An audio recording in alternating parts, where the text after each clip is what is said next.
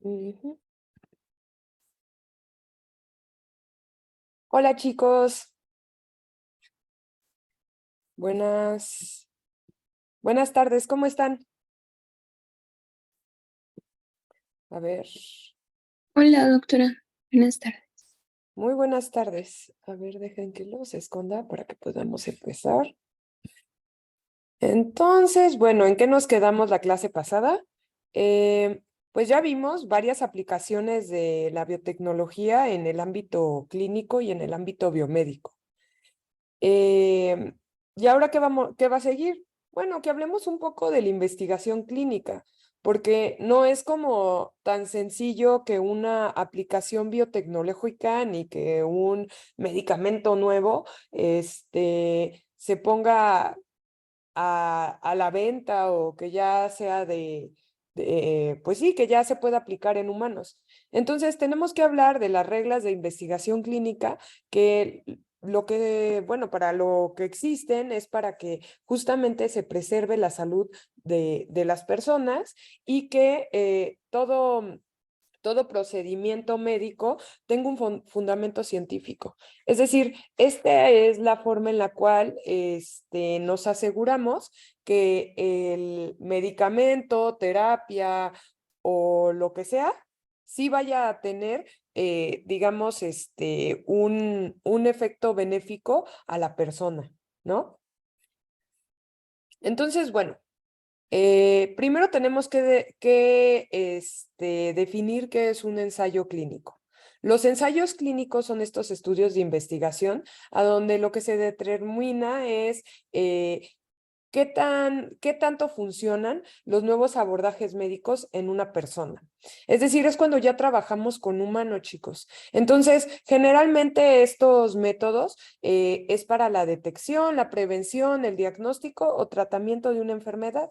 Estos estudios de investigación clínica también se llaman ensayos clínicos y en general están hechos ahorita en la actualidad, por lo que se llaman CROs, que son organizaciones que se dedican a hacer investigación clínica. En inglés, ¿qué sería? Clinical Research Organization. No sé si ustedes, alguno ha tenido contacto con ICON o con ahorita Thermo Fisher acaba de comprar una de estas CROs, ¿cómo se llamaba? Bueno, son empresas que se dedican a lo largo de todo el mundo a realizar estos ensayos clínicos y, por ejemplo, muchos de ustedes son personal de salud, pueden ser nutriólogos, pueden ser QFBs o pueden ser médicos. Las CROs lo que hace es contratar a personal de salud, los especializan en todo lo que tiene que ver con regulación y entonces ellos están en la parte regulatoria y en la parte logística para que, digamos, estos ensayos clínicos, pues salgan bien y sean como certeros. Entonces, generalmente cuando se inicia un ensayo clínico, tenemos que tener varias consideraciones. Primero, que hay un fundamento científico. Es decir, tú no puedes probar algo en humanos si todavía no tienes pruebas suficientes que nos estén dirigiendo a que el tratamiento, la aplicación, el medicamento va a mejorar la salud de la persona. También que tenga validez estadística. ¿Qué quiere decir eso? Bueno, quiere decir que tienen que existir ciertos métodos científicos que nos van a ayudar a determinar que los resultados de los análisis sean válidos y que lo que yo estoy viendo no es simplemente por azar. También tienen que tener consideraciones éticas. ¿Qué consideraciones éticas? Bueno, siempre en los ensayos clínicos tenemos que tener altos estándares éticos a donde lo que se va a privilegiar es la salud del paciente. Es decir, tú no puedes meter en un ensayo clínico si al paciente o al participante del ensayo clínico tú le vas a ocasionar algún mal, ¿ok? También tenemos que tenemos que, en los ensayos clínicos, también siempre deben de ser para mejorar la situación de la salud de una persona y nunca puede tener como un objetivo de malignicidad. Es decir, no podemos hacer ensayos clínicos para ver si una nueva arma biológica es funcional o tiene más patogenicidad o un nuevo, no sé, una nueva arma química va a causar más daño. Ahorita vamos a hablar un poco de eso. Y bueno, también hay consideraciones legales. De hecho, muchas de los QFBs que yo conozco, como la mitad, se dedican al área de ensayos clínicos y están en esta parte de consideraciones legales. Ellos lo que hacen es pues manejar toda la normativa para poder llevar a cabo un ensayo clínico, porque estos ensayos clínicos tienen que ser aprobados por diferentes instancias, tienen que ser aprobados por comités científicos, comités de éticas y en nuestro caso en México, organizaciones bueno, sí, como organizaciones regulatorias de la salud, como puede ser COFEPRIS. Tú no puedes llevar un ensayo clínico si no pasa por todas estos, digamos, instrumentos u organizaciones que van a validar que todo este ensayo clínico tenga los fundamentos científicos, la validez estadística, la ética y que esté bien diseñado. Es decir, no van a poner en peligro a las personas que van a participar en el ensayo clínico. Y entonces, antes de que se inicie, tiene que existir como una serie de requisitos para que pueda ser aprobado y, por tanto, que sea legal la aplicación del ensayo clínico. Entonces, bueno, ¿cuál es el objetivo de estos ensayos clínicos? Bueno, que el personal de salud aplique el procedimiento de forma segura, eficiente y efectivo. Es decir, que no pongamos en riesgo la salud de los participantes. Eso es algo muy importante. Eficiente, bueno, que sea de la mejor forma y que sea, que ayudemos a la persona a superar sus problemas de una forma rápida y efectivo de que esto que vamos a dar como terapia sí, digamos, sí tenga evidencia de que va a mejorar la salud del paciente. ¿Qué ocurre, por ejemplo? ¿No, ustedes han oído hablar acerca de los medicamentos y de los suplementos alimenticios? ¿Sabían ustedes que tienen diferente regulación? Sí, ¿Nos sí, podrías decir cuál es la diferencia en la regulación hay sanitaria? mucha. Sí, en el caso de los medicamentos es a través de la norma 59, a través de la 64 y una es para determinar las buenas prácticas de fabricación.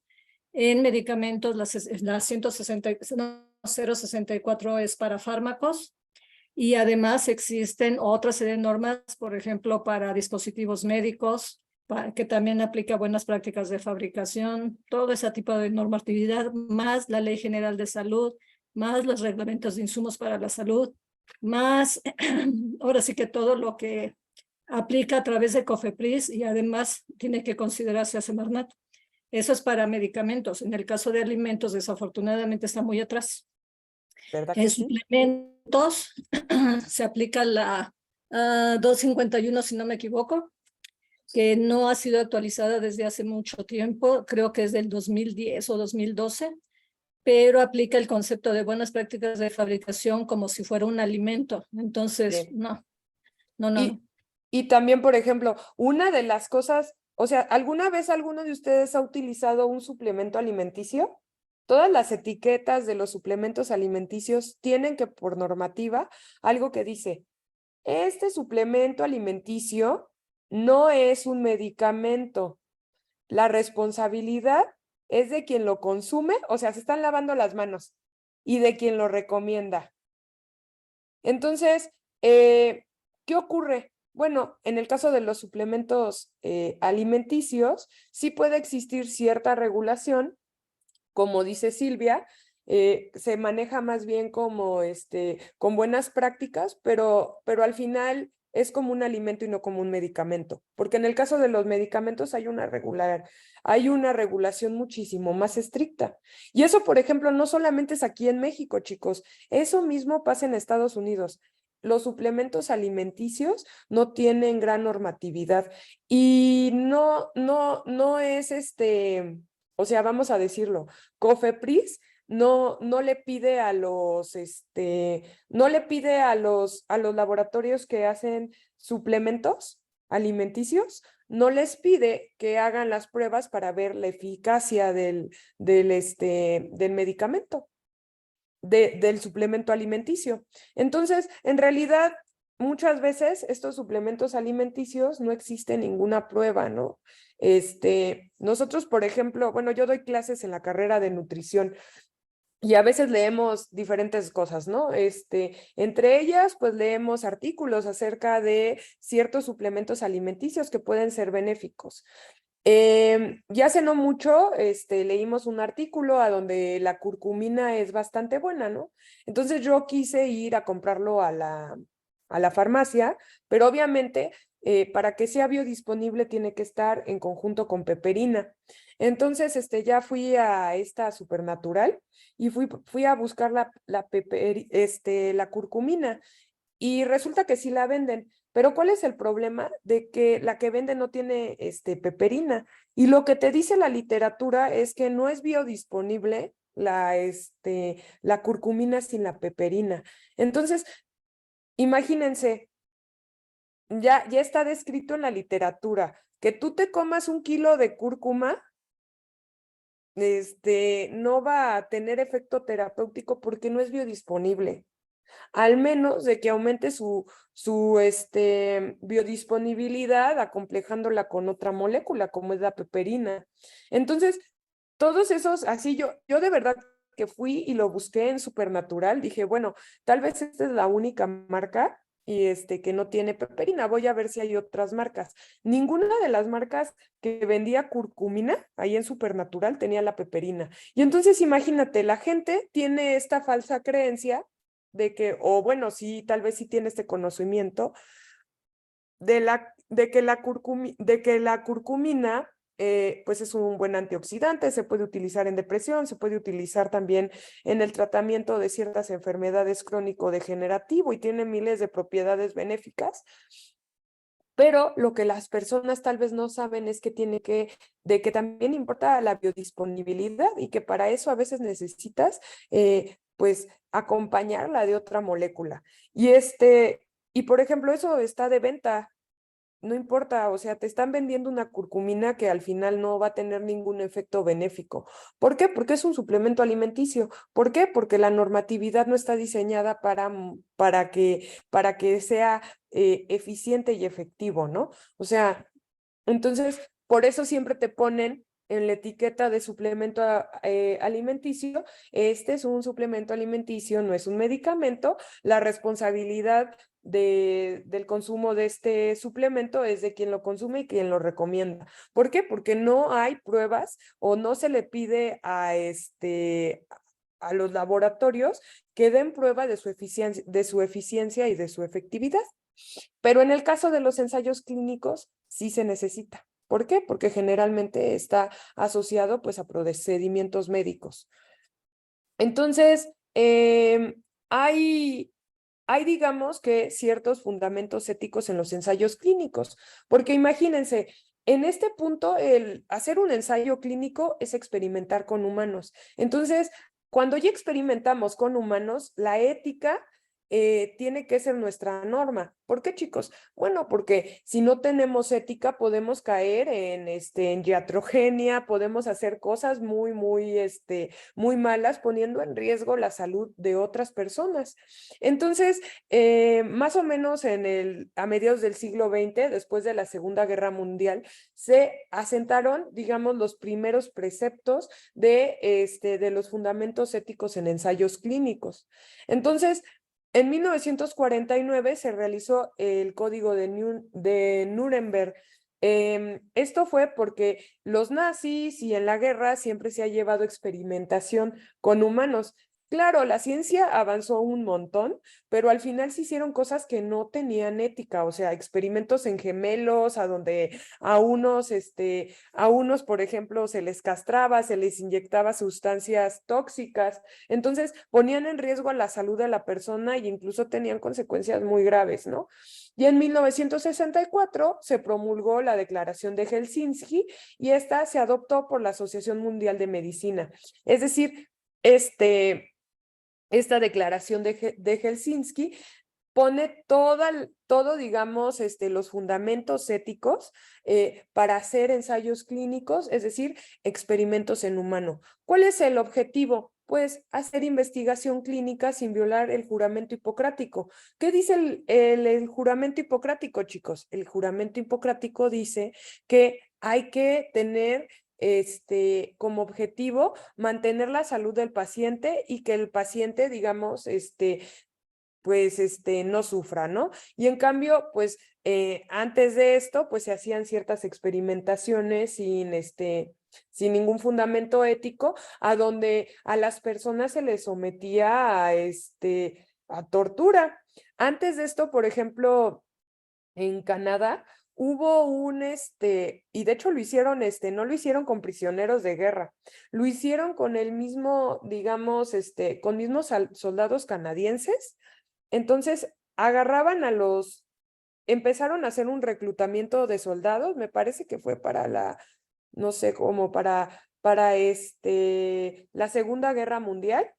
Y entonces, en este reclutamiento, a todo aquel muchacho que se veía como que no apto para la guerra, lo reclutaban. ¿Y saben qué probaban en estas pobres personas? Probaban armas químicas en su misma población, en sus mismos soldados. Digo, de por sí, o sea, probarlo en cualquier persona armas químicas, pues está súper mal, pero probarlo en tu misma población, pues eso no tiene nada de ética, ¿no? O los experimentos que se realizaban para ver la historia natural de la infección por sífilis, a donde en algunas cárceles se infectaban a reclusos o sea, se les llevaban prostitutas que tenían sífilis para ver cómo se infectaban y cómo era la historia natural de la sífilis, a pesar de que ya existiera medicamento. Entonces, pues para evitar todo esto, bueno, pues existen fundamentos éticos para realizar ensayos clínicos a donde a las personas no se les debe de violentar y se debe de mantener su seguridad.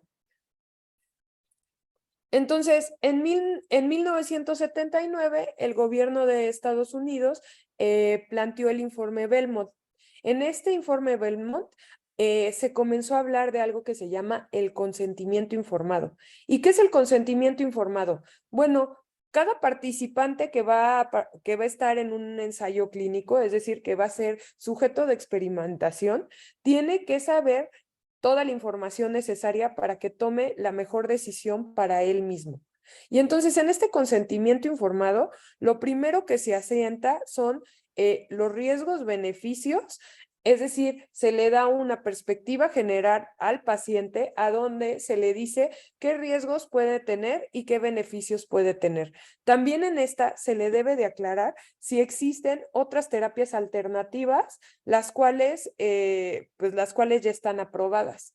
Y también se le tiene que decir que su participación es totalmente voluntaria y que si en cualquier momento quiere la persona salir del estudio, no va a tener ninguna repercusión, lo va a poder hacer si él ya no quiere participar. Entonces, eso es, digamos, muy importante porque es el precepto de tener las buenas prácticas en el ámbito de los ensayos clínicos. Y también digamos, o centra describe que tenemos que tener criterios de selección de los participantes. Es decir, estos experimentos no se pueden realizar en población abierta, ¿Por qué? Porque tendríamos demasiada variabilidad y entonces no sabríamos si el fenómeno que estamos observando es por la variabilidad o por la intervención que estamos realizando. Entonces, en este informe Belmont se habla mucho acerca de los criterios de selección. Y bueno, ¿qué tiene que tener nuestro consentimiento informado? Primero tiene que estar firmado por el participante. Es decir, el participante tiene que aceptar y tiene que declarar que se le explicó todo a profundidad.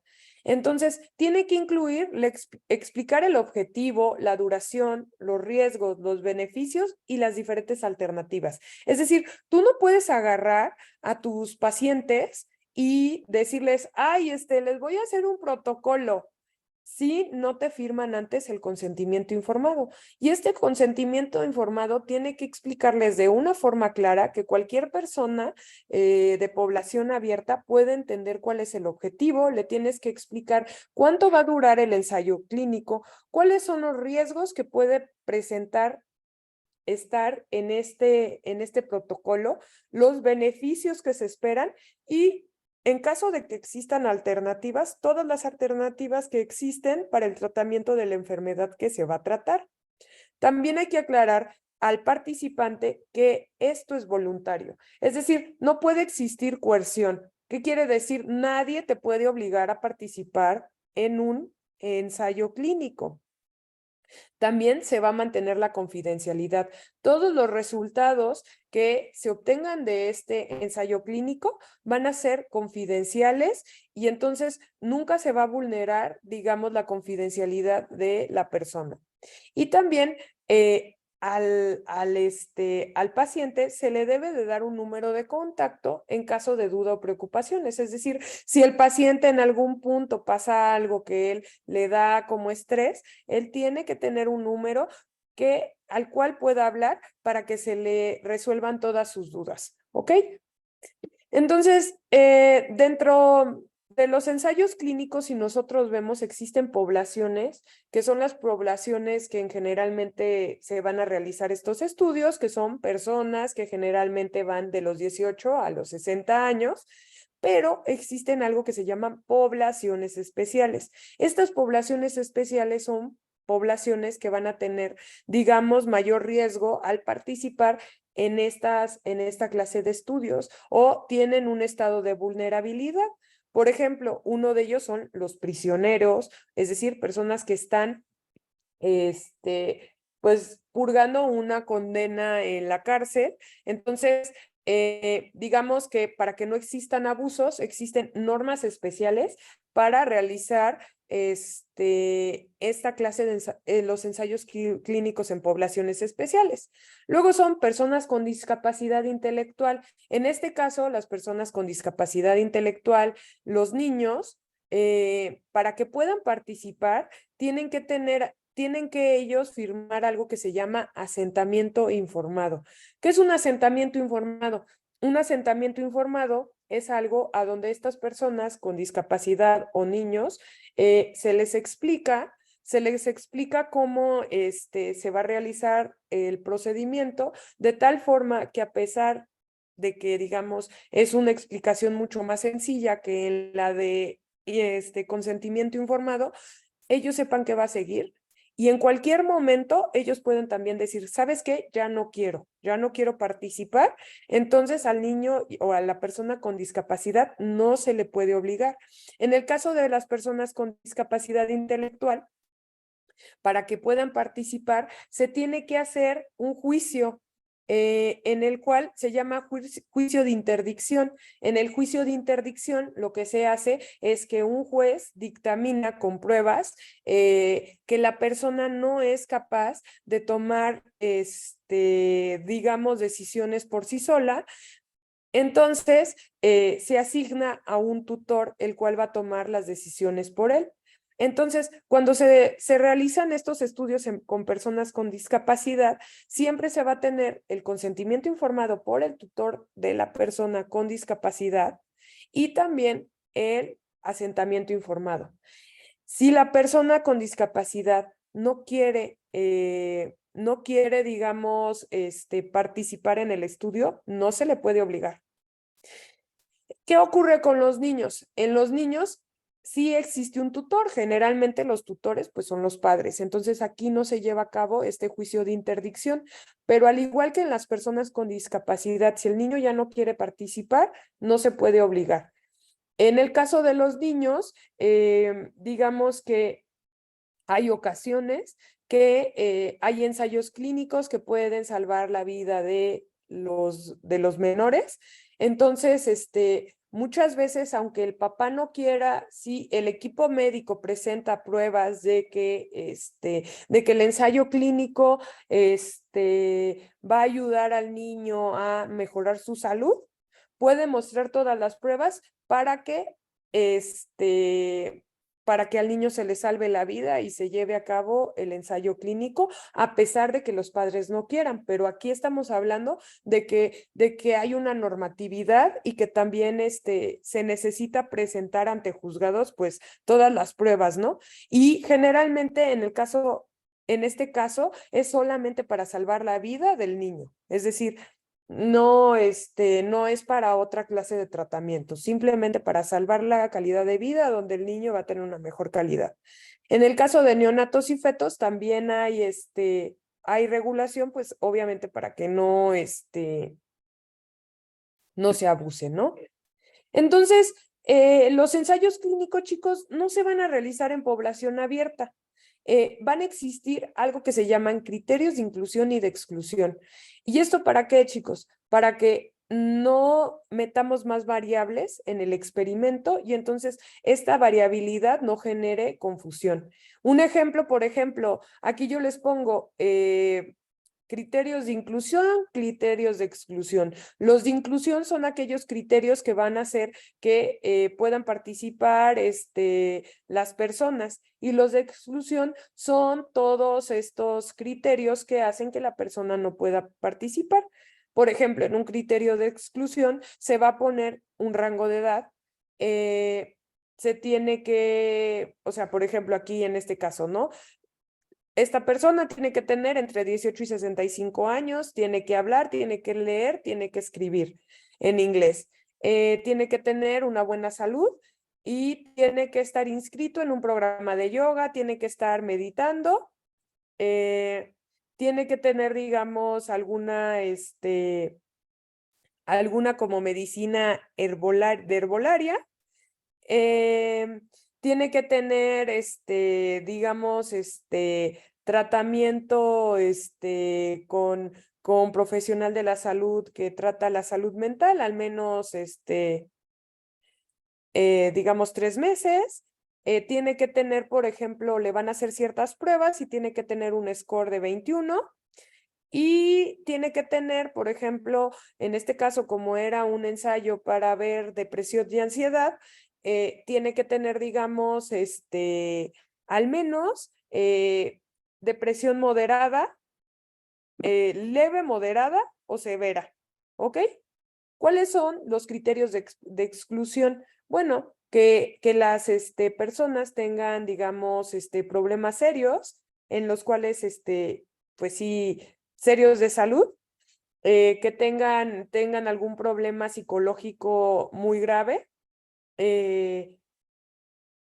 Por ejemplo, también que tenga problemas cardiorrespiratorios, cardiovasculares, algún problema muy grave endocrinológico, que la hayan operado recientemente, que tenga dolor crónico o agudo y que tenga otro tipo de enfermedad mental que no sea depresión o ansiedad. Que, por ejemplo, use alcohol o drogas de forma recurrente y que no le guste ir al yoga, ¿no? Y también que tenga un score menor a 21. Entonces, todos estos criterios ayudan a que nosotros los definamos en el universo de personas, cuál va a ser nuestra población. Evidentemente tenemos que quitar, por ejemplo, en este caso, ¿por qué se está quitando en un ensayo de depresión a otra clase de enfermedades mentales? Bueno, porque ya sabemos que hay otras enfermedades mentales que pueden tener como síntomas parecidos a la depresión, los cuales podrían empezar a confundir los resultados. Entonces, lo que nosotros queremos hacer con estos ensayos clínicos es observar los resultados de la intervención en ambientes controlados. ¿Eso qué quiere decir? Bueno, pues necesitamos hacer la diferencia de los estudios, digamos que hay que ver qué es lo que cuál es el efecto de mi intervención.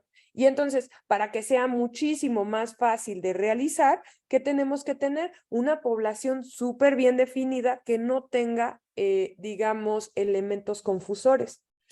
¿Qué ocurre con los estudios no intervencionales? ¿Cuáles son esos estudios no intervencionales? Pues son estudios de cortes, estudios de caso control.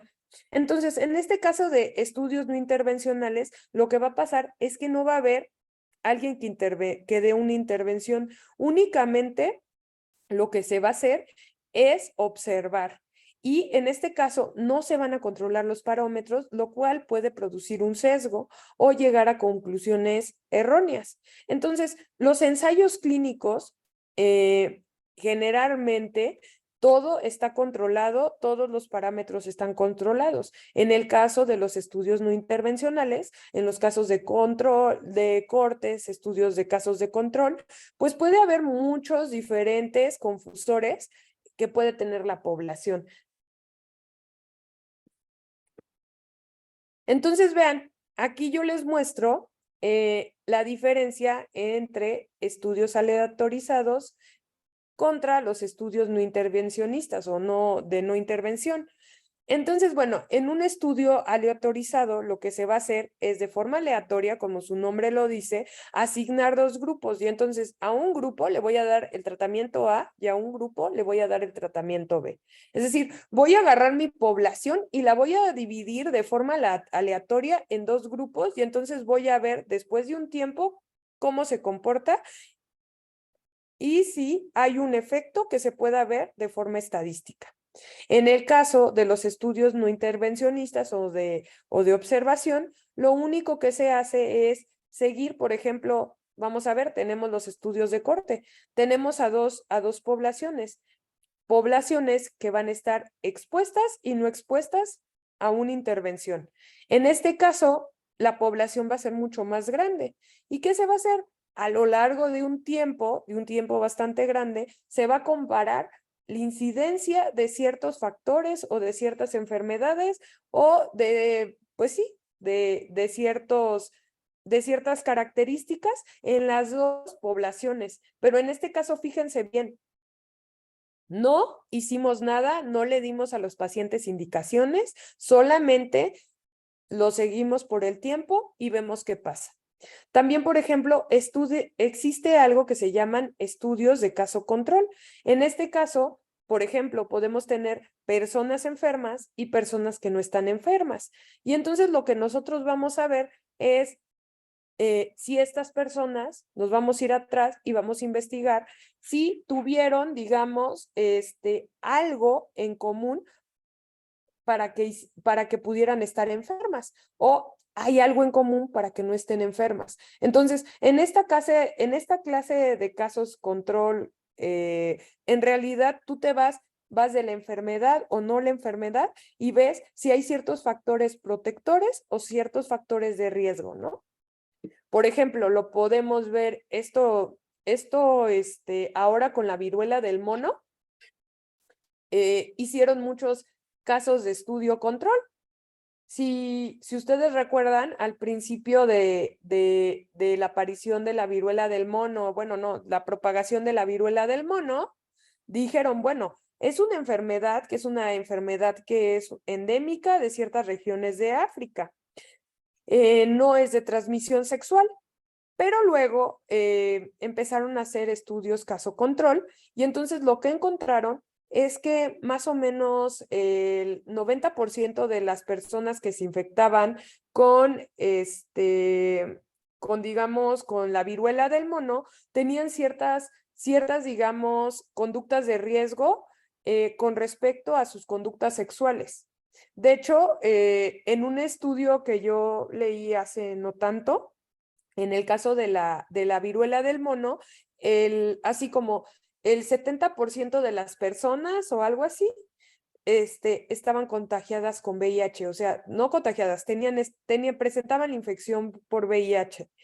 Entonces, esto habla de que si era una población muy específica, la cual tenía ciertas conductas de riesgo que hacía que se propagara y que las personas se infectaran de la viruela del mono.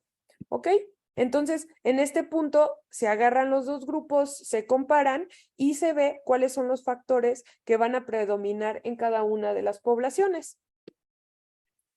Entonces, ¿cuáles son las ventajas y desventajas de los ensayos clínicos aleatorizados? Bueno, en el caso de los ensayos clínicos aleatorizados que se llaman RCT en inglés, por sus siglas, primero, la ventaja es que son rigurosamente diseñados, es decir, hay un rigor que va a hacer que se controlen las variables. También va a haber aleatoriedad, es decir, con la aleatoriedad que vamos a hacer, pues vamos a eliminar un poco el sesgo. Vamos a tener algo que se llama cegado. ¿Qué es el cegado, chicos? El cegado es cuando nosotros, por ejemplo, ahorita lo vamos a ver, cuando, por ejemplo, los pacientes no saben qué tratamiento van a tomar y los médicos a veces tampoco saben y a veces ni los pacientes ni los médicos saben qué tratamiento va a tomar cada paciente y entonces de esta forma no existe efecto placebo. También vamos a tener en los estudios aleatorios, vamos a tener controles, es decir, vamos a tener ciertas poblaciones las cuales nos van a decir si, si las modificaciones que estamos viendo es simplemente porque existe un factor dentro de la población que se vea que modifique los factores o si el resultado que estoy viendo sí es producto de la intervención. Y bueno, vamos a tener un análisis muy riguroso en la metodología. ¿Cuál es la desventaja? Primero, vamos a seleccionar a los pacientes. Entonces, muchas veces los criterios de inclusión y exclusión son bastante, digamos, específicos. Entonces, esto hace que nuestra población se reduzca bastante. También, pues tenemos que ir monitoreando todo el sesgo y todo lo que puede hacer que se pueda sesgar el estudio. También vamos a tener limitaciones económicas. Hacer ensayos clínicos es bastante costoso. ¿Por qué? Porque a las personas, por ejemplo, aquí en México, para que tú puedas hacer un ensayo clínico, bueno, además de tener toda esta parte que tienen que aprobarte los comités de ética, de investigación y también todo lo que tiene que ver con todo lo que tiene que ver con instancias regulatorias, tiene, por ejemplo, aquí en México tienes que dar en un ensayo clínico, tienes que asegurar a los pacientes. Entonces, imagínate, si ya de por sí ya es caro, ya asegurar a los pacientes, pues va a resultar un poco más. Entonces, estos pacientes luego les tienes que dar para como retribuir de que están tomando su tiempo de su vida para que se vayan y se hagan todos los análisis que se deben de hacer, tú tienes que darles dinero para viáticos. Entonces, ese dinero para viáticos, pues se lo tienes que dar cada vez que la persona participe en la toma de muestra. Y bueno, generalmente pues tardan un largo periodo y entonces, ¿qué va a pasar? Bueno, pues esos recursos pues van a ir aumentándose a medida que el estudio dure más tiempo, ¿no? Luego tenemos todos estos problemas logísticos y de ética. Y bueno, con los problemas de ética, pues puede que sea muy interesante estudiar un fenómeno, pero si no es ético, pues no lo podemos llevar a cabo, ¿no? No sé, si aquí tengo psicólogos. No sé si aquí tengo psicólogos. ¿Ustedes han oído hablar de el experimento prohibido? ¿No? Bueno, El experimento prohibido es un experimento que se llama prohibido porque realmente es algo muy aberrante que trata de privar de todo contacto físico a un niño y ver cómo se desarrolla su cerebro o la repercusión en el cerebro del niño. Evidentemente, este experimento prohibido, como su nombre lo dice, no se ha hecho de forma, digamos, pues sí, de forma, o sea, un científico no lo diseñó. De hecho, lo único que se ha hecho es este experimento con monitos, a donde, por ejemplo, a los bebés bonitos se les priva del contacto físico con sus madres. ¿Y qué pasa con cuando se les priva del contacto físico de sus madres? Bueno, pues los monitos empiezan a desarrollar problemas mentales y las estructuras de su cerebro no se desarrollan de forma correcta. Hace muchos años, por ahí de los años 70, en Estados Unidos, digamos que encontraron a una niña que le llaman Ginny. Ginny, ¿por qué? Porque a esta niña, no se le privó del amor de sus padres y se le aisló durante, me parece, 11 años. Entonces, a esta niña no recibió ningún tipo de afecto durante todo ese tiempo, ni tampoco contacto físico. Y entonces esta niña, bueno, pues ya cuando la rescataron, se estudió cómo fue su desarrollo y también se estudió cómo estaban sus estructuras cerebrales. Obviamente, imagínense diseñar este experimento. No es ético, aunque nos da mucha información y habla de que a los niños para que se desarrollen de forma adecuada se les necesita dar cariño, amor, contención, se les debe de dar también esta parte donde nosotros tenemos contacto físico con ellos para que se desarrolle bien su cerebro. Evidentemente, el diseño experimental sería terrible, ¿no? O sea, imagínense, a un niño que lo vas a poner con su mamá y a otro lo vas a aislar durante años del amor de mamá y ver cómo se desarrolla su cerebro, pues en realidad es algo que éticamente no es posible, ¿no? A pesar de que pueda dar mucha información. También otro problema es que puede ser muy, muy complicado tener, digamos, todo el tratamiento, toda la logística.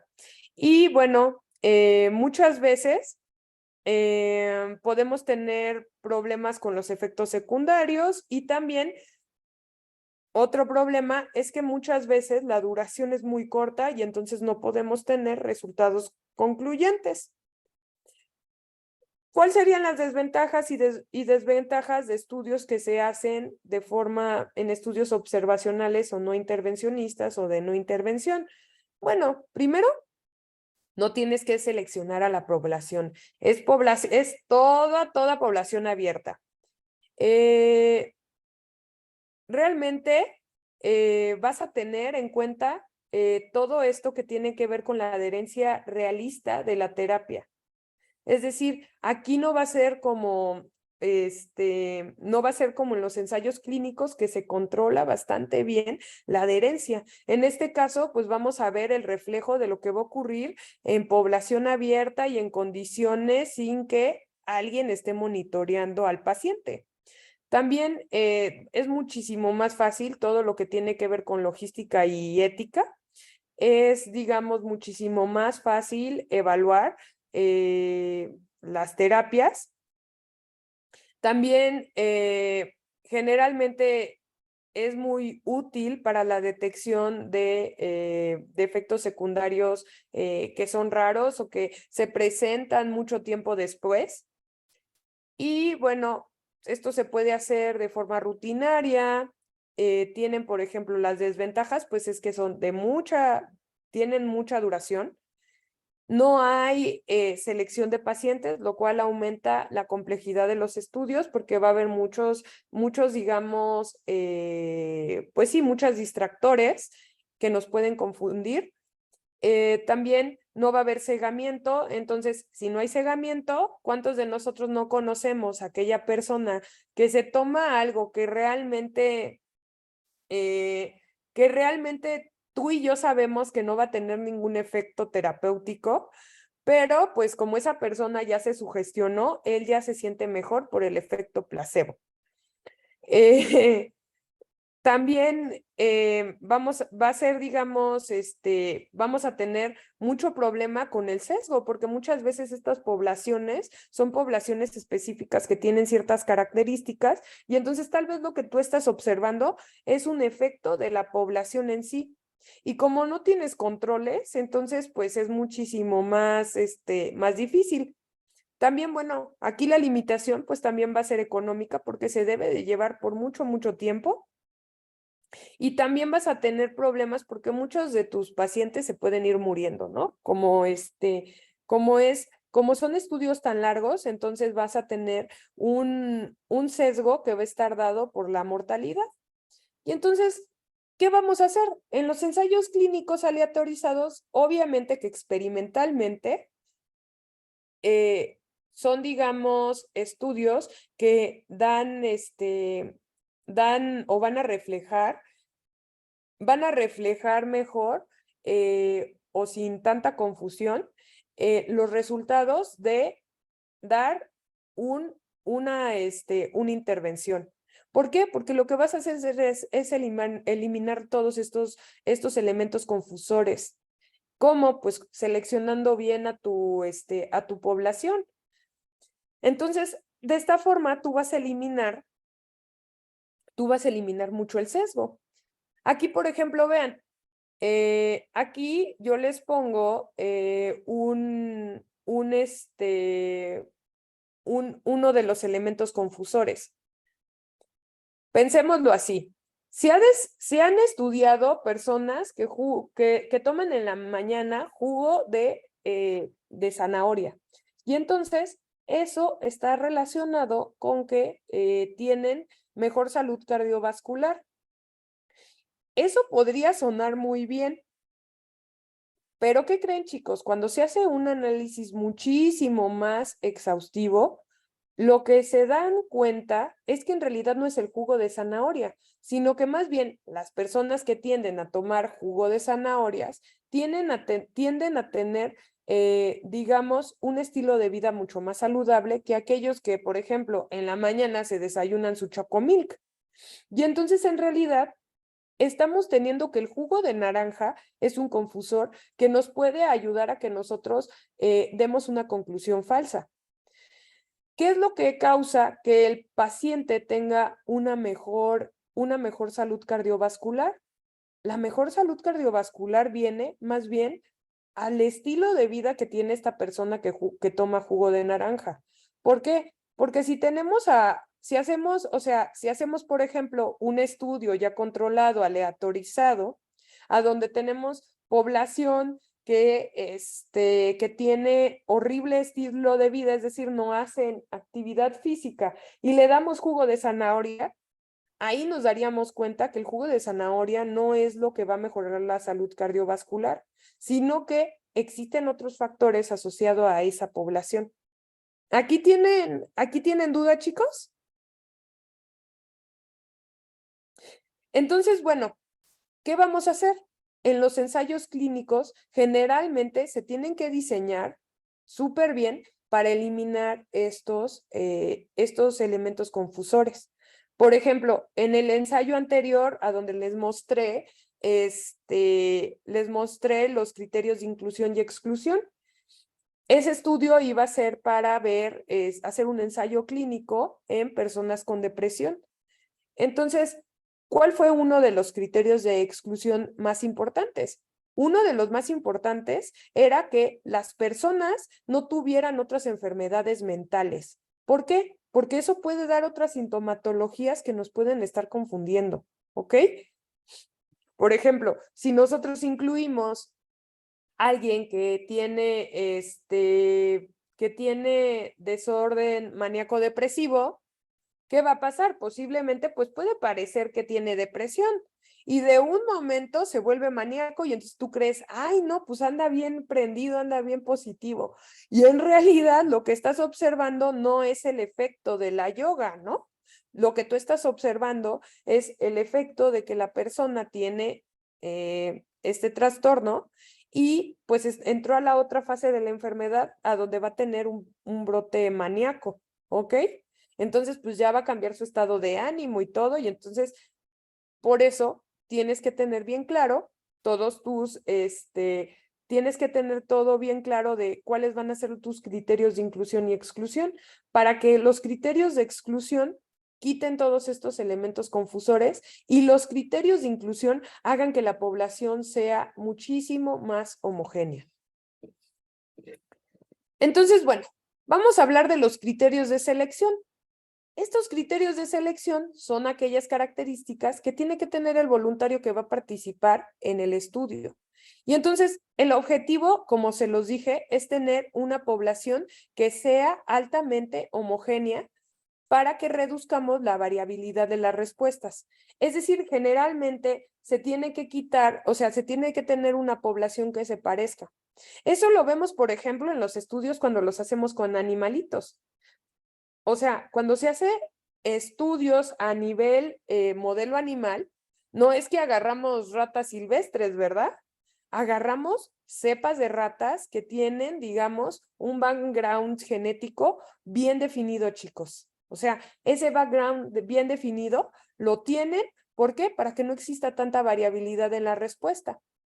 Y bueno, los criterios de selección tienen que ser explícitos, es decir, no se puede dar nada por sentado. Tú tienes que poner qué características tiene que tener el paciente o el participante voluntario o como lo quieras llamar.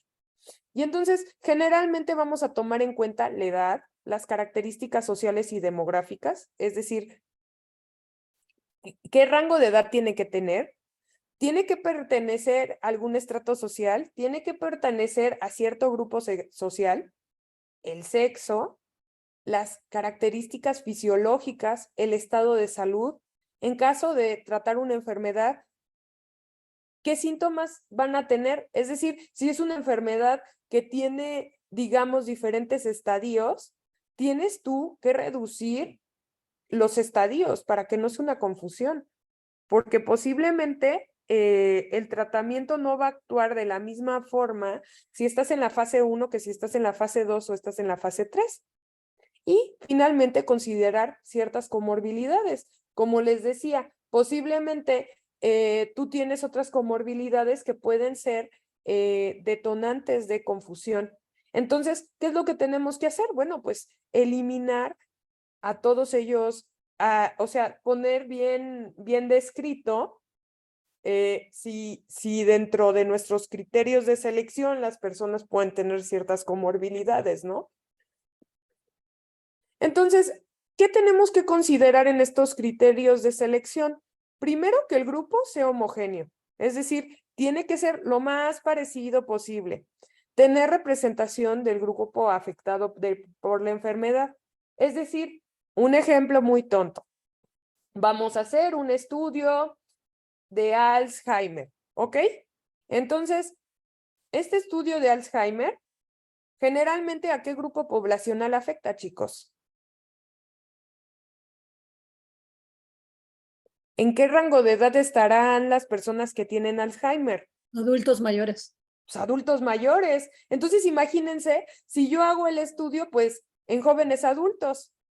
Pues no tiene sentido porque las condiciones fisiológicas, metabólicas de las personas que están en la tercera edad es muy diferente a las personas que están en la edad, bueno, en la mediana edad o jóvenes adultos, ¿no?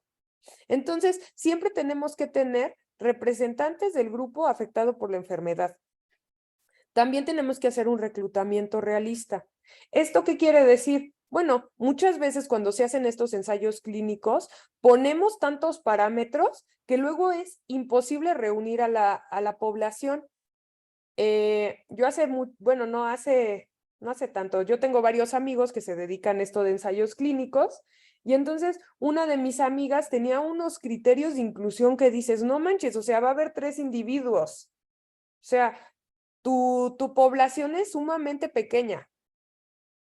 Tu población es muy pequeñita. Entonces, necesitas como ampliar y tienes que, digamos, tienes que abrir un poco más tu grupo, porque si no, no vas a tener a ningún voluntario. Y también hay que respetar las consideraciones éticas, ¿ok? Vamos a tener que apegarnos a la ética para no hacer cosas atroces, ¿no?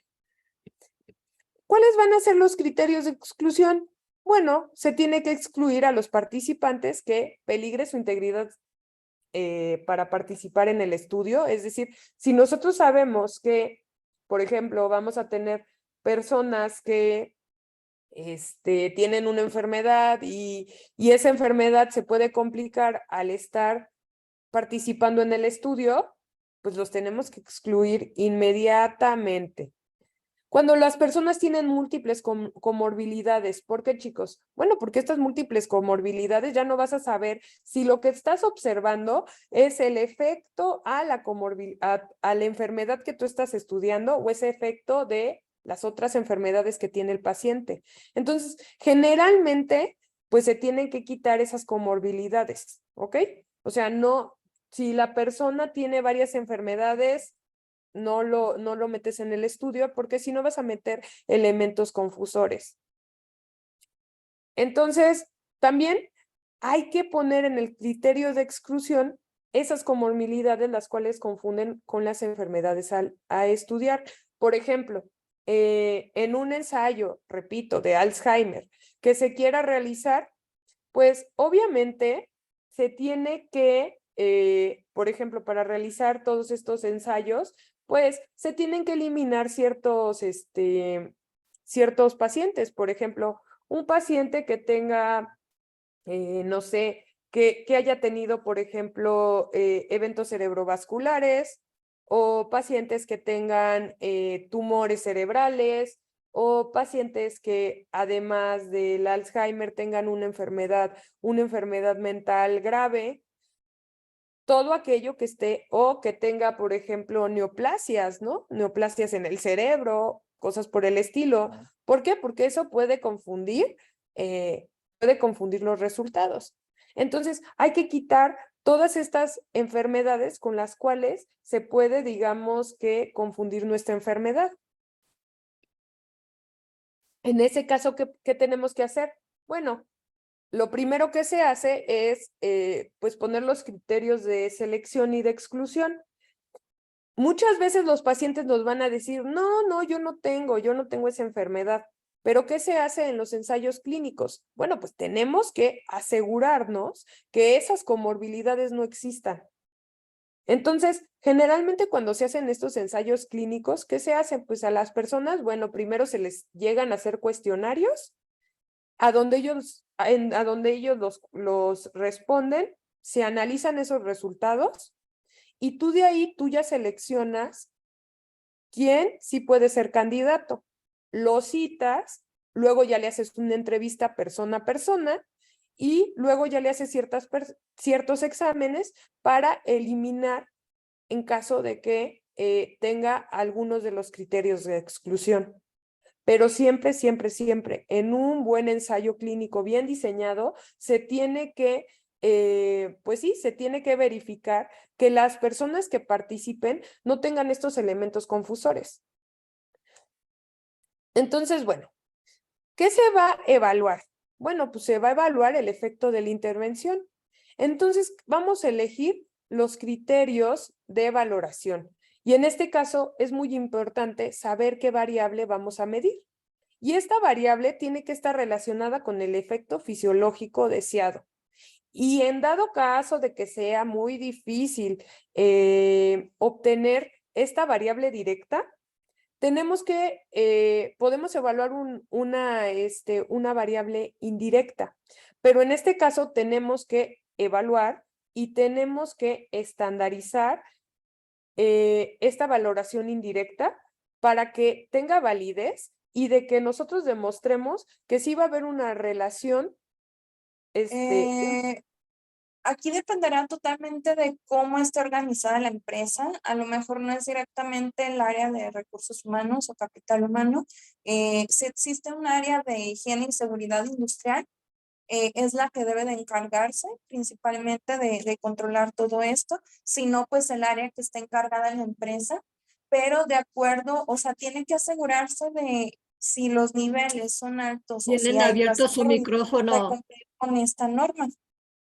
En este caso, la misma norma justo nos da estos valores para que se puedan tomar las acciones que corresponden.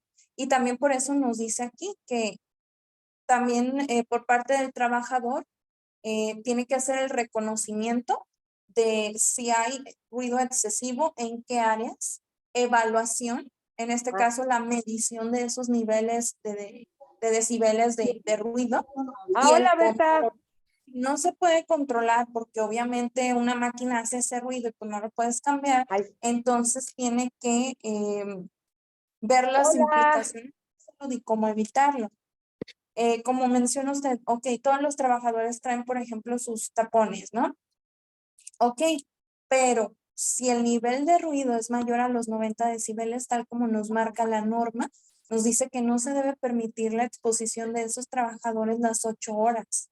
Entonces, Hola. posiblemente tengan que estar como, o sea, solo puedan estar ciertas horas, que por ahí dentro de la norma incluso puede venir la cantidad de horas que puede estar expuesto a esa cantidad de ruido, y entonces se deja a la persona esa cantidad de Profesora, horas ¿no más pueden verificar con el permitida, anfitrión para que y a lo cierren el mejor lo micrófono? cambias a otra área que tenga A menor ver, cantidad déjame de ver. ruido, a que haga otras actividades en el transcurso del día o de su Es jornada que yo lo laboral. malo es que ya, creo que ya, súper.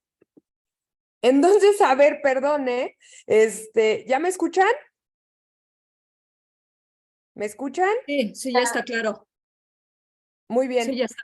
súper. Entonces, bueno, sí, yo dije, ay, súper, súper, súper. Entonces, bueno, ¿en qué nos quedamos, chicos? Ah, sí, de que en este caso, lo que vamos a evaluar, tiene que ser, o sea, si es posible y si es fácil, una variable que esté relacionada con el efecto fisiológico deseado, pero de forma directa. Y si eso no se puede, bueno, pues podemos hacer una valoración indirecta, pero siempre se tiene que valorar esta correlación con esta valoración directa.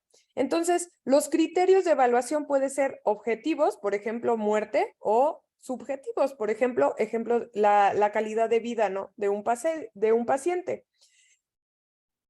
Todos los criterios tienen que ser medibles. Entonces, ¿cómo se va a diseñar este ensayo clínico aleatorizado? Bueno, primero vamos a centrarnos en qué pacientes van a ser, digamos que, nuestro objetivo de estudio. Después vamos a estudiar qué tipo de tratamientos vamos a dar. Después vamos a ver qué es lo que nosotros pretendemos obtener, ¿no? Como de resultados. Después vamos a hacer algo que se llama aleatorización, que es, digamos, de forma aleatoria, seleccionar qué pacientes van a estar en un grupo, en el grupo control y en el grupo de tratamiento. Después de eso vamos a hacer algo que se llama cegamiento. ¿Qué es el cegamiento? Bueno, hacer que las personas no tengan como sesgos cognitivos que los hagan sentir, por ejemplo, como en el caso de los placebos, un efecto que en realidad está dado simplemente por la idea de que están tomando un tratamiento, o que tú como personal de salud no quieras ver cosas que no existen. Y finalmente, pues bueno, se va a elegir el tamaño de la muestra. ¿Y cómo se va a calcular? Bueno, pues depende en qué fase del estudio estés y qué es lo que quieras obtener, ¿ok? Ahorita lo vamos a ver más a detalle. Entonces, vean, cuando nosotros hablamos de ensayos clínicos, vamos a empezar con que debe de existir como investigación básica. Y esa investigación básica generalmente pues se va a llevar en ensayos in vitro, o se puede llevar a cabo con con modelos animales. Ya que nosotros tenemos suficiente evidencia para poder empezar a hacer otra clase de ensayos, bueno, pues podemos empezar con ensayos preclínicos. ¿Cuáles podrían ser los ensayos preclínicos? Bueno, estudiar la farmacodinámica, la farmacocinética, los estudios toxicológicos.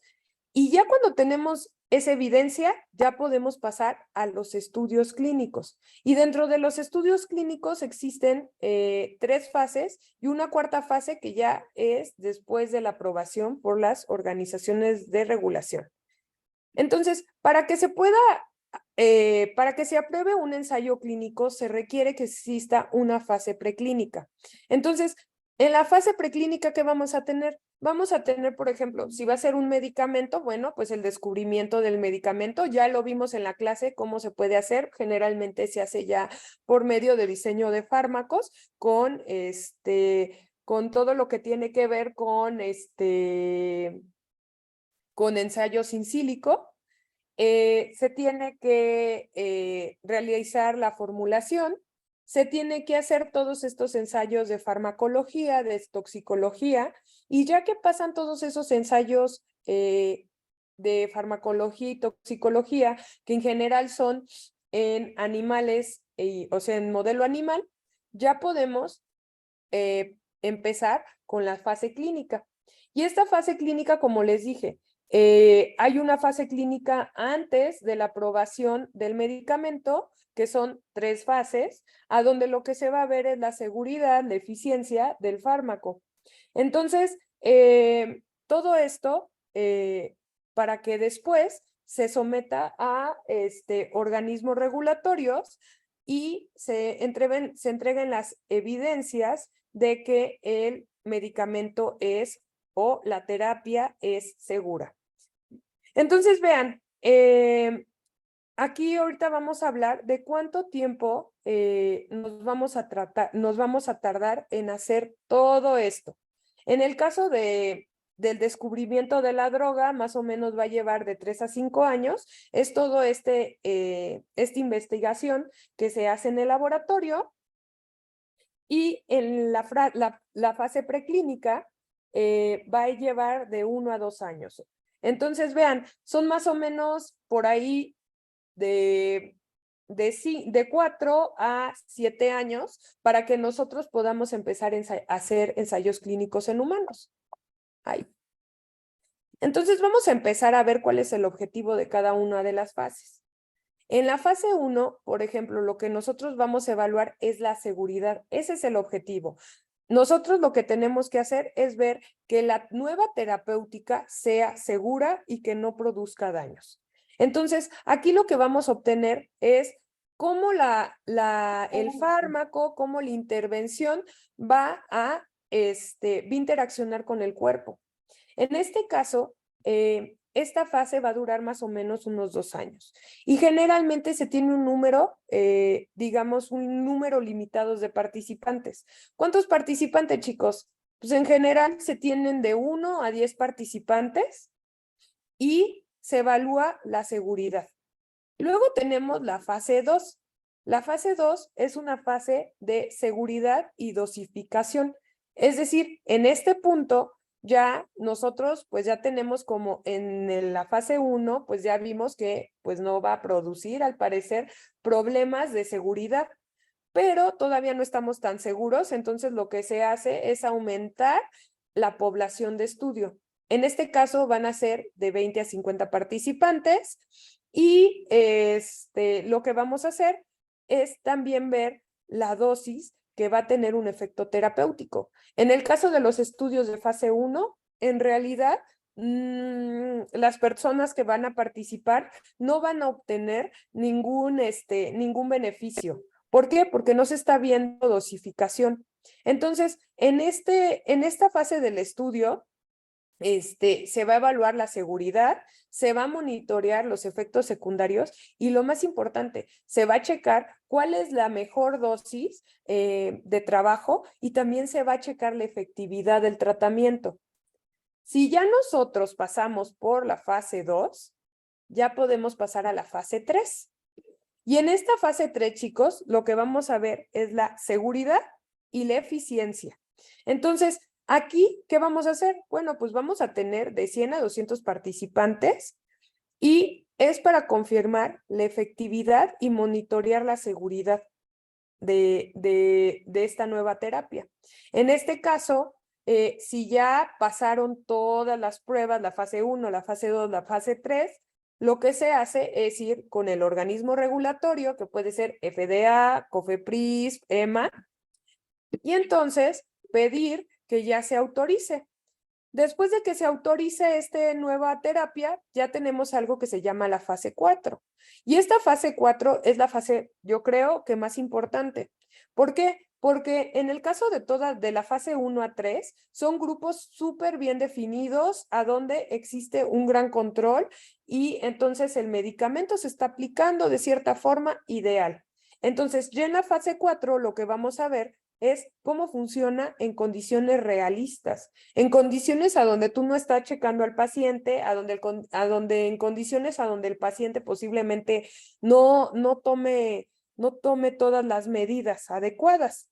Entonces, esta fase 4 es la post-comercialización y en este caso se va a evaluar seguridad y eficiencia. Y entonces, generalmente en la fase 4, pues ya el estudio es más de 200 participantes. Esto puede llevar de 1 a 4 años, pero hay que decirlo, la fase 4 en todos los medicamentos es algo que se realiza siempre. ¿Ustedes han oído hablar de la farmacovigilancia? Sí, Sí, tú también, Silvia, eres QFB, ¿no? ¿Qué es la sí. farmacovigilancia? De hecho, hay muchos QFBs que se dedican a farmacovigilancia, que trabajan en industria farmacéutica, que lo que están haciendo es como monitorear estos efectos secundarios extraños y ver por qué pasó, ¿no? Y entonces ver si existe algún problema, ¿no? Entonces, la fase 4, aunque aquí dice que es de 1 a 4 años, en el caso de los medicamentos, es por mientras se comercialice el medicamento. De hecho, atrás de los medicamentos siempre viene como donde te puedes como acercar, ¿no? Y decir, ¿no? Que hay un efecto extraño. Ahora vamos a hablar de todo lo que tenemos que hacer para que el estudio sea consistente y que no tenga sesgos. Entonces, para que el estudio no tenga sesgos, ¿qué es un sesgo, chicos? Es hacer que un sesgo quiere decir que existen ciertas variables que me van a propiciar que haya cierto resultado. Entonces, para evitar el sesgo, los estudios generalmente se llevan a cabo mediante, bueno, se hace aleatoriedad. ¿Qué quiere decir aleatoriedad? Bueno, que lo que nosotros vamos a hacer es, de forma aleatoria, elegir a los participantes del estudio en qué grupo van a estar participando, ya sea en el grupo control o que sea en el grupo que va a recibir el tratamiento. Entonces, ¿qué variables pueden afectar el estudio? La edad, el sexo, la raza, incluso si los individuos pertenecen a la misma familia. O sea, muchas veces, ¿qué ocurre? Alguien está participando en un ensayo clínico y dice, ay, oye, me está yendo de maravilla, estoy en el ensayo clínico, ¿no quieres participar? Y llevan a sus familiares. Eso es algo súper común. Entonces, ¿qué se puede hacer? Bueno, como la aleatoriedad, vamos a decirlo así, es como es algo que es como su nombre lo dice, se va a dar de forma aleatoria, es decir, no va a haber nada que diga en qué grupo va a haber. Se puede hacer algo que se llama estratificación de la muestra. Y esta estratificación de la muestra ayuda a equilibrar, digamos, los grupos. Entonces, por ejemplo, lo que se hace es particionar los grupos a estudiar para así tener grupos homogéneos en los grupos experimentales. En este caso, cada grupo se puede particionar de acuerdo a una variable, es decir, edad, sexo, índice de masa corporal, etnicidad, que pertenezcan a la misma familia. ¿Para qué? Para que en todos los grupos tengan la misma proporción de individuos que tienen ciertas características. Entonces, esta estrategia ayuda a controlar las variables para que, por ejemplo, cuando estés haciendo, digamos, la selección aleatoria, no tengas cargado un grupo con, por ejemplo, personas de más edad o menos edad, y eso esté afectando a los resultados que estás observando. ¿Cómo se hacen esta aleatorización? Bueno, generalmente lo que se hace es utilizar programas. Existen programas que lo que hacen es pues poner como una clave y entonces lo que hacen es hacer, por ejemplo, lo más común es aleatorizar por bloques o aleatorizar de forma estratificada. Entonces, cuando haces una aleatorización por bloques, lo que vas a elegir es primero el número de tamaño y el número de bloques para el estudio. Y entonces, generalmente estos deben de ser el múltiplo del número de grupos de ensayo. Por ejemplo, si vas a tener, digamos, dos grupos, pues tiene que ser múltiplo de 2. Entonces, después de eso vas a listar todas las permutaciones posibles, es decir, todas las combinaciones de cada bloque, y después vas a generar un código de aleatorización según el orden de selección de cada bloque. Después de completar la asignación de cada bloque, nos aseguramos de tener el mismo número de individuos en cada uno de los diferentes grupos, y con esto pues ya queda de forma aleatoria. Esto, como les digo, existen programas que lo hacen, o sea, ustedes no lo van a hacer. Y en el caso de la aleatorización estratificada es muy similar, solamente que en este caso tú vas a poner bloques que tienen que tener cada proporción de una de las variables, es decir, tú tienes que decirle, bueno, mira, la mitad de tus, o por ejemplo, si vamos a hacerlo con edad, vamos a generar como 3 bloques de edad, uno que vaya de 18 a 25, de 25 a 35 y de 35 a 45. Estoy diciendo algo así al azar.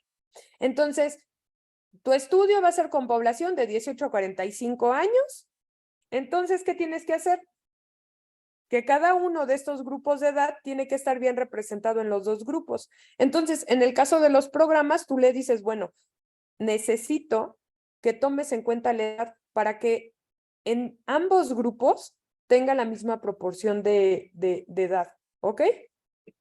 Y eso pues ayuda mucho a que no se cargue o que no haya sesgo. Luego también tenemos algo que se llama el segamiento. Cuando nosotros hacemos esta aleatorización, muchas veces, pues obviamente quien va a dar el tratamiento no va a ser la misma persona que va a hacer este diseño experimental. ¿Por qué, chicos? Porque se ha observado que la persona que puede atender al paciente muchas veces puede tener sesgo. Son sesgos no intencionales, son sesgos que, o sea, que es como que esta necesidad de ver lo que queremos ver. Entonces, para evitar el sesgo, existe una técnica llamado segamiento. Y el segamiento es hacer que, bueno, hay varias formas de segamiento, pero sirve para que las personas involucradas no sepan en qué grupo están participando.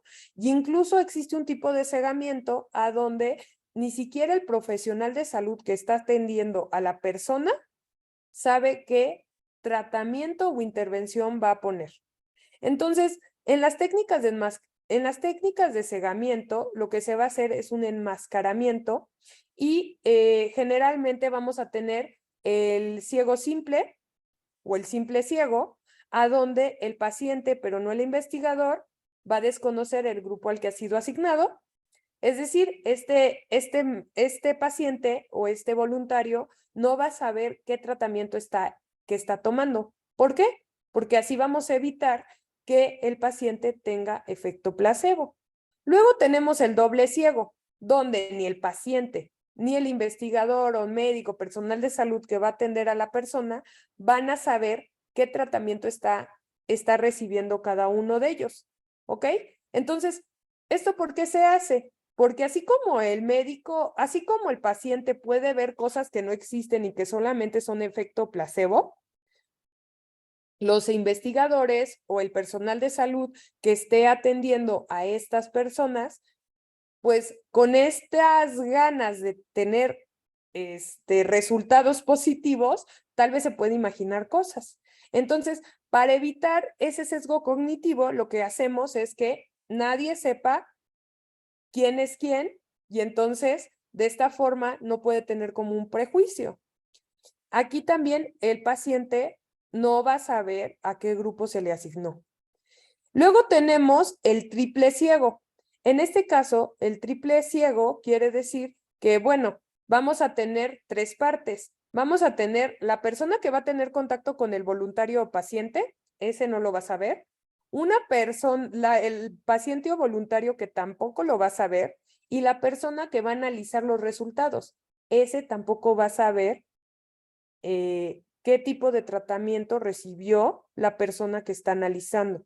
Obviamente debe de haber una cuarta parte que lo que hace es saber pues toda esta revoltura, saber qué paciente recibe, qué se está analizando, ¿ok? Entonces, generalmente este cegamiento nos va a ayudar a que no haya sesgo no intencional. Y entonces evita todas estas ilusiones que luego podemos tener aquellos que nos dedicamos a la investigación, o también puede evitar que los pacientes vean una mejoría cuando no existe. Luego tenemos los ensayos abiertos. ¿Qué es un ensayo abierto? En este caso no existe cegamiento, el investigador sabe, la persona que está tratada sabe, y también la persona que analiza sabe qué tipo de tratamiento está recibiendo. ¿Cuál creen que va a ser mejor? ¿Un diseño experimental con cegamiento o un diseño experimental abierto? Un seguimiento. Pues con cegamiento. Obviamente con cegamiento, porque entonces quitas este factor humano que queremos ver que las cosas avancen aunque no son así. Es como cuando, ay no, bueno, es que luego uno se autoengaña, ¿no? O sea, la verdad. Pero ¿qué pasa? Muchas veces el diseño experimental no permite de que hagamos un ensayo cegado. ¿Por qué? Porque a veces la terapéutica va a ser muy evidente y entonces la persona sí se va a dar cuenta, ¿no? Un ejemplo es en los ensayos clínicos en nutrición. ¿Qué ocurre en los ensayos clínicos en nutrición? Bueno, en los ensayos clínicos de nutrición, debido a que son alimentos, pues es muy difícil que la persona que está comiendo no sepa qué comió. O sea, es súper complicado. O sea, se pueden hacer estos ensayos con cegamiento en nutrición solamente cuando son suplementos. ¿Por qué? Bueno, porque pues hay una forma farmacéutica y esa forma farmacéutica pues tiene no deja al individuo que lo pruebe. Pero, por ejemplo, ya cuando estamos hablando de dietas o de tipo, sí, o sea, de dietas o de alguna intervención nutricional que se lleva a cabo con alimentos, finalmente pues, la persona se va a dar cuenta porque se lo va a comer. Entonces, bueno, aquí les pongo un bonito resumen de cómo son los tipos de ensayos clínicos aleatorizados.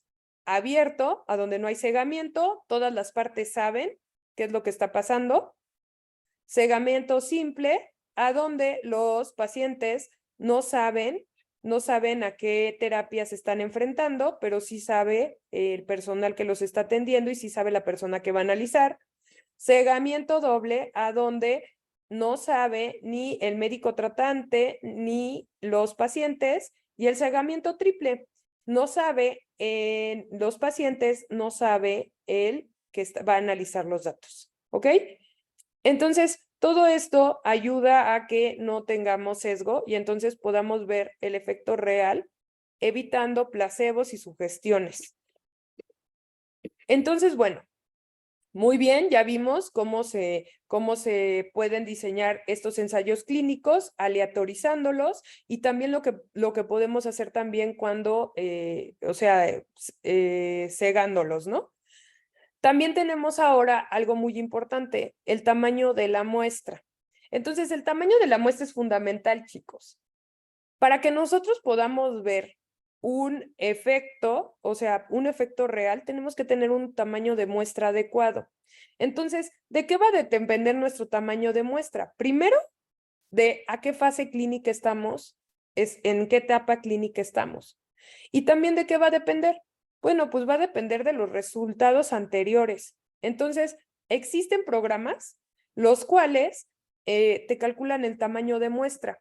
Y entonces, de esta forma, pues, estos programas te dicen, ¿sabes qué? Para que tú puedas tener, digamos, resultados significativos, tu muestra tiene que ser de tal tamaño. Entonces, generalmente cuando se diseña un ensayo clínico, lo que necesitamos es que este tamaño de muestra sea, la tienes que diseñar pensando que muchos de tus pacientes van a desertar. Más o menos se cree que tenemos que poner de un más o menos 20% más del tamaño de muestra que te indica, que te indica el programa. ¿Para qué? Para que no te quede corta el tamaño de muestra y entonces pueda ser significativo tu resultado. Porque ¿cuántas veces nosotros no hemos leído artículos a donde, por ejemplo, te dan resultados así súper mega extraordinarios, pero ya luego ves el tamaño de muestra y dices, un momento, esto se hizo con 8 personas. ¿Eso podrá ser significativo? O, por ejemplo, los casos clínicos, ¿no? Se describe un caso clínico de un solo individuo. Entonces dices, bueno, no sé, puede abrir la posibilidad a que sea cierto, pero en realidad, al momento en que la muestra es muy pequeña, no sabes si esto que estás observando puede estar relacionado con otras cosas que no tienen que ver con el tratamiento, sino simplemente fue algo, algo que ocurrió de forma azarosa. Entonces, tener un tamaño de muestra es muy importante para que se pueda realizar un buen estudio. Y bueno, al final de todo, ya después de que nosotros ya hayamos hecho, ya hayamos diseñado nuestro estudio, ya tenemos, ya cumplimos con todos los criterios éticos, con todos los criterios de diseño experimental, ya hicimos todas las pruebas, pues vamos a tener un montón de datos. Y entonces, ¿qué tenemos que hacer? Pues tenemos que analizarlo, chicos. Y para realizar el análisis tenemos que hacer un análisis estadístico, a donde lo que tenemos que hacer es una prueba de hipótesis. Y entonces, ¿qué es una prueba de hipótesis? Pues una prueba de hipótesis es ver si lo que yo creo es real o no y demostrarlo de forma estadística. Entonces, en este caso, vamos a manejar algo que se llama la hipótesis alterna y la hipótesis nula. En el caso de la hipótesis alterna, va a ser esa hipótesis a probar. Es decir, el medicamento tiene un efecto farmacológico o el tratamiento tiene un efecto en la salud del paciente. ¿Y cuál sería la hipótesis nula, chicos? Es la negación de la hipótesis alterna. Es decir, no tiene un efecto en la salud del paciente, este nuevo tratamiento. Entonces, nosotros, para que podamos decir que es significativo lo que estamos observando y que es estadísticamente, pues sí, estadísticamente comprobable, debemos de hacer pruebas estadísticas a donde si algo tiene el efecto que yo estoy presumiendo, tengo que probar que la hipótesis nula está equivocada y por tanto es real mi hipótesis alterna. Entonces, tengo que hacer estas pruebas de hipótesis y para eso necesito hacer análisis estadístico. Entonces, el análisis estadístico va a depender de muchas cosas. Primero, del tipo de variables que tenemos. Son cuantitativas, son cualitativas ordinarias, cualitativas dicotómicas. El tipo de grupos, tengo 2, 3, tengo más grupos. Y de acuerdo a eso, pues existen diferentes tipos de pruebas estadísticas que puedo hacer. Los más usados son la T de Strudel, el ANOVA y también la chi cuadrada. O sea, son como las más habituales, chicos, aunque también existe la Human-Weiner, Wilcoxon o la Kruskal-Wallis, que dependiendo de cuántos grupos, de qué tipo de variable tengas, es la que se va a utilizar. Existen manuales que te hablan de qué tipo, o sea, de qué tipo de prueba estadística utilizar. Y bueno, generalmente ya existe software especializado a donde tú metes tus datos y bueno, se hace la prueba estadística. Por ejemplo, no sé, yo utilizo Prisma y entonces en Prisma tú metes tus datos y puedes hacer todas estas pruebas. Y puedes ver si existen diferencias significativas o no existen diferencias significativas. Y entonces tú de acuerdo al tipo de variable y tipo de muestra y tipo de grupos y el número de grupos que tienes, sigues estas reglas para seleccionar la prueba estadística y entonces eso ya te va a dar una P. Y bueno, por ejemplo, hay que ver, pues, qué tipo de datos vamos a tener. Vamos a tener datos que se van a comportar de forma normal, es decir, van a tener un comportamiento gaussiano, o va a ser algo que no tiene un comportamiento normal. Bueno, pues entonces, aquí hay ciertas reglas que se pueden aplicar, es decir, diferentes pruebas, diferente tipo de comportamiento.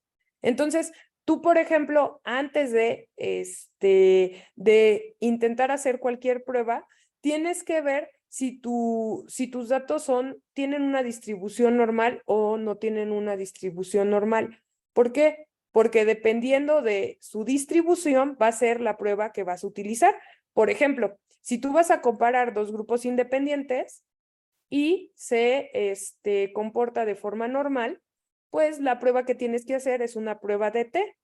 Pero, por ejemplo, si tus datos no tienen una distribución normal, entonces vas a hacer una Mann-Whitney. Y así, ¿no? Comparas dos grupos relacionados. Si tiene distribución normal, utilizas una prueba T, pero si no tiene distribución normal, utilizas una prueba de Wilcoxon. En dado caso de que compares 3 o más grupos independientes, bueno, pues puedes utilizar una ANOVA de una vía cuando es comportamiento normal, pero cuando, digamos, no tienes un comportamiento normal, pues utilizas una Kruskal-Wallis. Generalmente la paquetería de estadística te dice, o sea, tú puedes hacer esta clase de estudios a donde te dice análisis de distribución. Y entonces en ese análisis de distribución te dice si tiene una distribución gaussiana o no tiene una distribución no gaussiana. Entonces, si no la tiene, bueno, pues ya aplicas. Esta tabla es como muy ilustrativa porque de esta forma tú puedes elegir qué prueba aplicar. Y bueno, al final de la prueba siempre te va a dar un valor P. Pero ese valor, ¿qué es? Pues es la significancia estadística. Es decir, qué tan real es lo que tú estás observando. Entonces, la hipótesis nula se va a rechazar, es decir, se va a aceptar la hipótesis alterna si el valor de P es menor que el nivel de significación. ¿Y cuál va a ser el nivel de significación? Generalmente, dependiendo para lo que estés, de lo que estés estudiando, va a ser de 0.05 o de 0.01. Generalmente para hacer pruebas diagnósticas la significancia es de 0.01. ¿Eso qué quiere decir? Bueno, pues te va a decir pues el nivel como de error, ¿ok? Que puede existir. Obviamente en el caso de una prueba diagnóstica, tú lo que vas a pedir es que el error sea mínimo, por eso la significancia tiene que ser tan pequeñita. Entonces, si el valor P es mayor que el nivel de significancia, se va a aceptar la hipótesis nula y entonces, ¿qué te va a querer decir? Que no hay diferencia significativa entre los grupos de estudio y entonces no vas a poder aceptar la hipótesis alterna, es decir, tu hipótesis. Entonces, el tratamiento no funciona. Entonces, hay diferentes tipos de errores estadísticos, chicos, dependiendo de qué esté pasando. Por ejemplo, si tú aceptamos, digamos, la hipótesis nula, pero en realidad sí no hay diferencias significativas, y esto es verdadero, pues está bien. Pero ¿qué pasa si nosotros rechazamos la hipótesis nula cuando sí es verdadera? ¿Qué va a pasar? Bueno, que yo voy a estar viendo diferencias significativas cuando no existen, y eso se llama error tipo 1 alfa. ¿Y cuál sería, por ejemplo, el error tipo 2, que sería el beta? Bueno, sería cuando yo acepto una hipótesis nula, pero en realidad es falsa. ¿Esto qué quiere decir? Bueno, que yo voy a estar aceptando que no hay diferencia significativa cuando sí existe diferencia significativa. Es decir, estoy rechazando mi hipótesis alterna cuando en realidad la debería de aceptar. Entonces, ¿cuáles son las consecuencias de estos errores? Por ejemplo, si yo tengo un error de tipo 1, es decir, la hipótesis nula es verdadera, pero la rechazamos, lo que voy a hacer es decir que si hay un efecto cuando no lo hay en realidad. Entonces, por ejemplo, aquí te están diciendo, medicina A no alivia la condición B, pero no se elimina como opción de tratamiento. Entonces, el error tipo 1 es realmente muy grave. Entonces, los pacientes con la condición B, ¿qué va a pasar? Que van a recibir la medicina tipo A y no se van a aliviar. ¿Por qué? Porque tengo este error de tipo 1. Es decir, el error tipo 1 es bastante grave. En el caso del error tipo 2, es que mi hipótesis nula es falsa, pero no la rechacé. Es decir, la medicina A sí puede aliviar la condición B, pero eliminé el tratamiento A como opción de tratamiento. Entonces, lo que voy a tener como consecuencia es que un tratamiento viable permanecerá inaccesible para los pacientes debido a que lo rechacé. Pero, por ejemplo, el error tipo 2, pues muchas veces, digamos que podemos eliminar como tener este error tipo 2 si nosotros aumentamos el número de la muestra y tenemos a más pacientes, ¿ok? Pero en el caso del error tipo 1, pues es como dar un tratamiento que no sirve. Entonces, la estadística lo que nos va a ayudar es a tener la certeza de que el tratamiento que vamos a brindar va a tener un efecto terapéutico. Y entonces, obviamente, se tiene que hacer estadística, se tiene que analizar y se tiene que tener bastante rigurosidad. Obviamente aquí yo les di como una introducción súper básica de lo que son los ensayos clínicos. Obviamente hay normativa internacional, la cual habla del tratamiento estadístico, de cual habla de todo para someter a organismos reguladores para que sea aprobado un ensayo clínico, de todo lo que tenemos que tener para que se pueda llevar a cabo un ensayo clínico. Pero bueno, el objetivo es que ustedes sepan que cuando una terapia se quiere aplicar a humanos, tiene gran regulación y se tiene que comprobar que los efectos que estamos observando sí estén dados por el tratamiento, y para eso necesitamos un poco de estadística. ¿Alguno de ustedes tiene alguna duda, chicos? ¿Qué les pareció?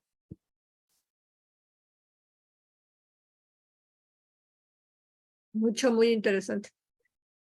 Les voy a mandar bibliografía, chicos. A ver, les voy a mandar bibliografía por si se quedaron con alguna duda. Igual voy a buscar uno de mis manuales de bioestadística aplicado a a ensayos clínicos, a donde viene un manual súper preciso de qué prueba estadística se tiene que utilizar en cada caso.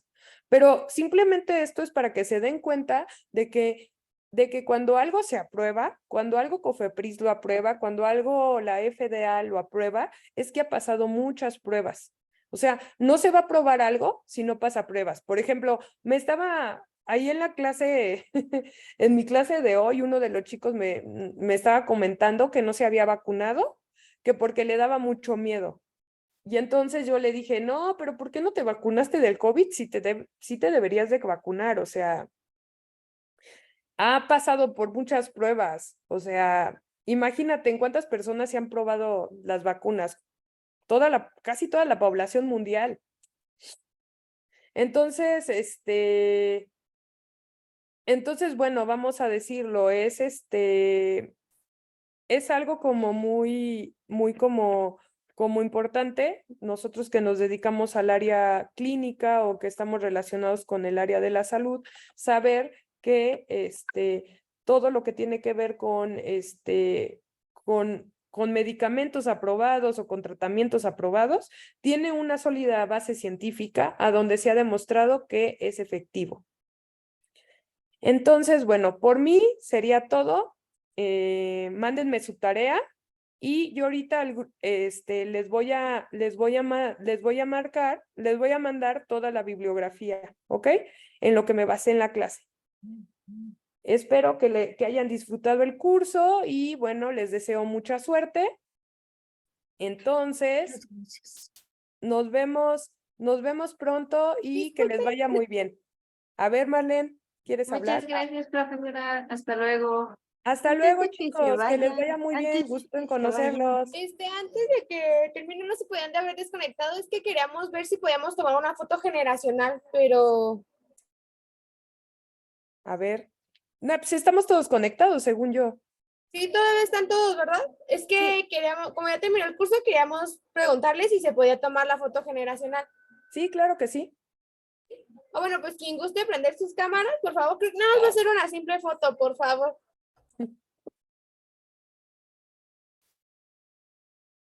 A ver.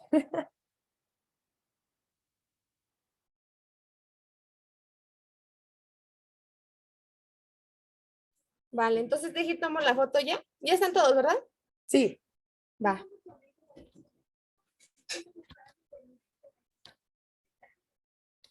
Sí, ya sería todo. Muchísimas gracias. Bye. Cuídense y Gracias. les deseo muchísima suerte. Muchas gracias por todo. No, ¿de qué? Un gusto. Les mando ahorita la bibliografía. Sí, sí, por Sí. favor. Muchas gracias, profesora. Bye. Esté muy bien. Que les vaya muy bien, chicos. Bye, bye. Bye.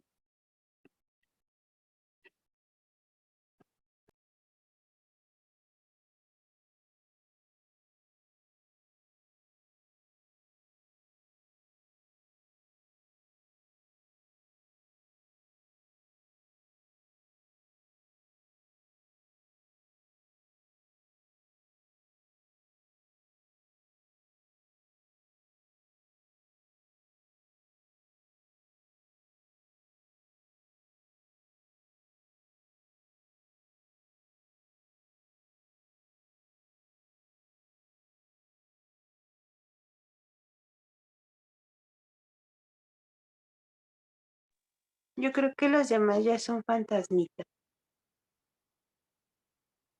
Entonces ya terminamos la sesión. ¿Vale?